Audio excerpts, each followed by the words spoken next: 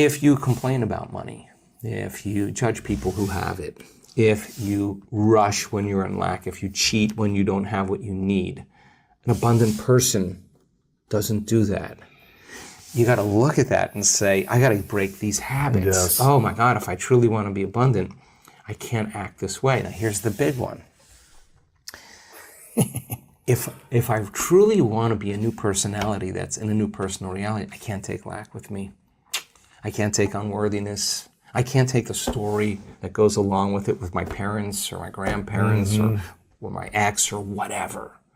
That story has to end, right? I mean, if not now, when, right? How do people end those stories? Well, of course. Well, how many times do we have to forget until we stop forgetting and start remembering? Right. That's the game, right? That's the game called change. How many times do we have to go unconscious and default to that old personality when we catch ourselves and stop doing that and get conscious? That's the moment of change.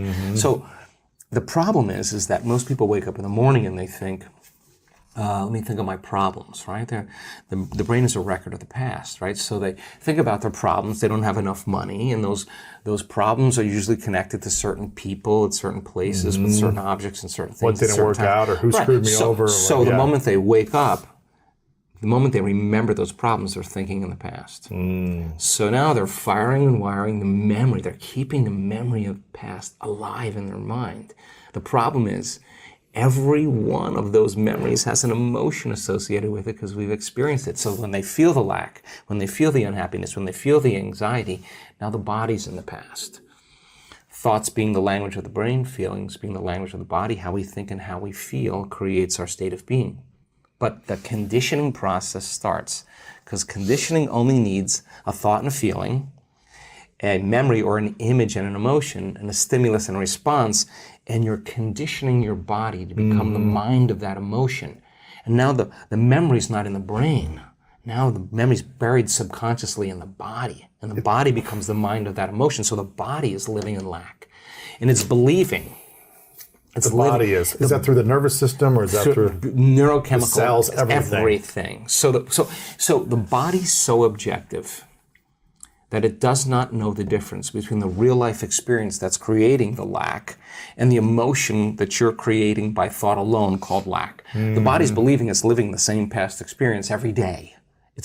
Why? Because the end product of an experience is an emotion. Well, if your life is changing, but you're still feeling lack, don't expect anything that you won't even see it. You'll walk right past it. You're viewing your life through the lens of the past. Okay, so then the person realizes that all their friends are making money and they're doing stuff, and they're like, wow, I'm really feeling lack now. So then when it no longer becomes about your abundance and it becomes about your change, that's a valuable moment. When it's no longer about your healing, but it's about your change.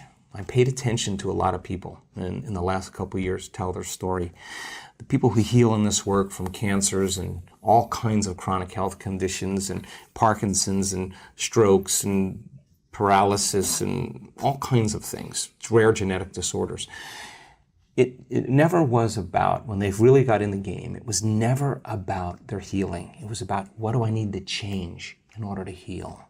When the game goes like that, so then the person who's feeling lack, on some level or another, it's not just in the mind, it's in the body, right? Let me hear you say that again. When someone's looking for abundance, it's never about the abundance, it's about the change they need to make for healing? No, I'm using healing as an example, yes. But let's use abundance as an example.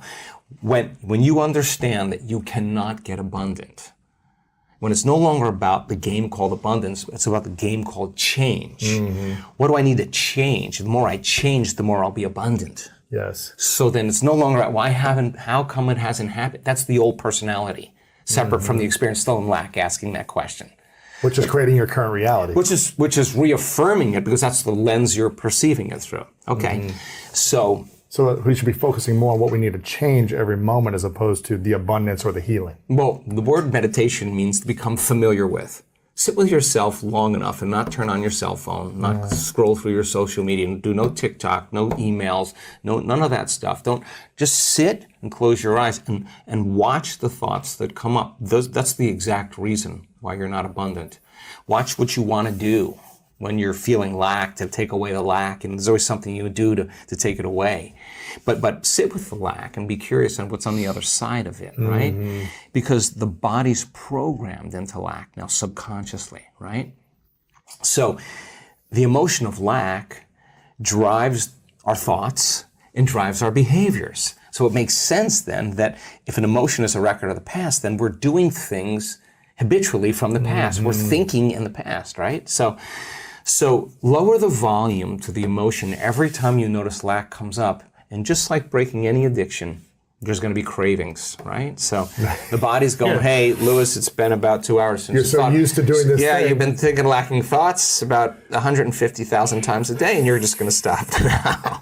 The body's going to start influencing the mind and saying, it's not going to work. You're a loser. It didn't work before. It's too hard. Everybody else. That's why it's so hard for people to like lose weight or get in shape, because you might try it for a few days and then the cravings, or I'm tired and I want to go default back into the old personality. Right, because why? Because the body, which has been conditioned, the mind, the body is the unconscious mind.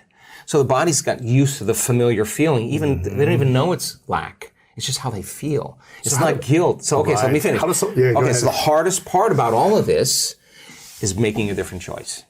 And the moment you decide to make a different choice, get ready, it's going to feel uncomfortable. Right. It's going to feel unfamiliar. Your body's all of a sudden saying, hey, Lewis, why don't you start thinking those same exact thoughts, do the same things, make the same choices, demonstrate the same behaviors, have the same experiences, so you could feel that feeling of lack. Complain again to somebody, call somebody up and say how miserable your life is, right?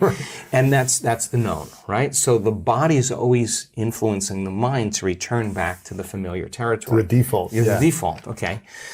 All right, so now the person says, okay, what thoughts do I not want? What would an abundant person think this way? The people in our work that have created, I had a guy come to our event. I love this guy. He healed himself.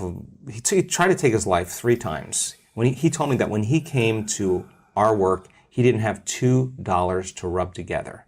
He's worth hundreds of millions of dollars now. And just keeps giving it away. Wow. His lesson wasn't the wealth, it was who he became. So it's the overcoming process that is the becoming process. Right? Who did he become in that journey? Exactly. He had to get beyond all of those thoughts of his past, all the mistakes he made, all the things he did wrong, all the money he owed there, all of that. That was like, he just had to no longer be that person any longer.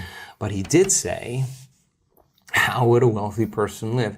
And when he created his wealth, what do you think the first thing he did? Started giving? Giving it away. Why? Because an abundant person doesn't have any lack. And he knows how to create more of it. And he's in the experiment. Well, what would happen if I keep giving it away? He keeps getting more. That's a good experiment to have, because he is actually living in that abundant state.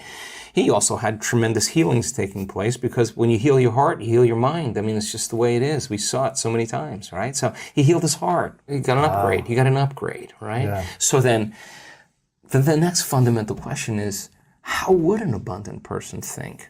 Write it down, dude, and fire and wire those thoughts in your brain and install the hardware. Keep doing it with attention and intention. It becomes the new voice in your head. It becomes a software program. Then say, okay, how am I going to be in my life today? What would an abundant person, how would they behave? And before you reach for your cell phone and start scrolling through your social media, close your eyes and rehearse in your mind how that person would walk, how they would breathe, how they would smile, how they would greet people, how they would be on Zoom calls, how would they be in traffic, how would they be at dinner. And the act of closing your eyes and mentally rehearsing the act, if you're truly present, the brain does not know the difference between the real life experience and what you're imagining. In fact, just a little bit of time, you start to install the neurological hardware to look like you already did it. Now the brain is no longer a record of the past. It's primed for the future. Keep doing it. Keep rehearsing. No different than playing an instrument. No different than learning how to dance. No different than learning how to act or play a sport. Everybody's always rehearsing, right?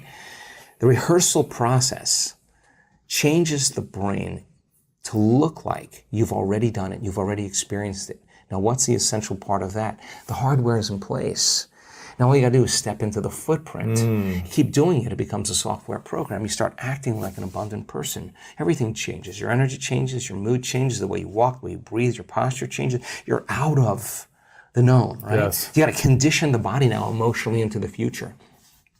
Can't open your eyes in the morning until you are feeling worthy to receive. And if you can't feel worthy to receive, then if not now, when? If it takes you 2 hours to get there, ask me if it's worth 30 years.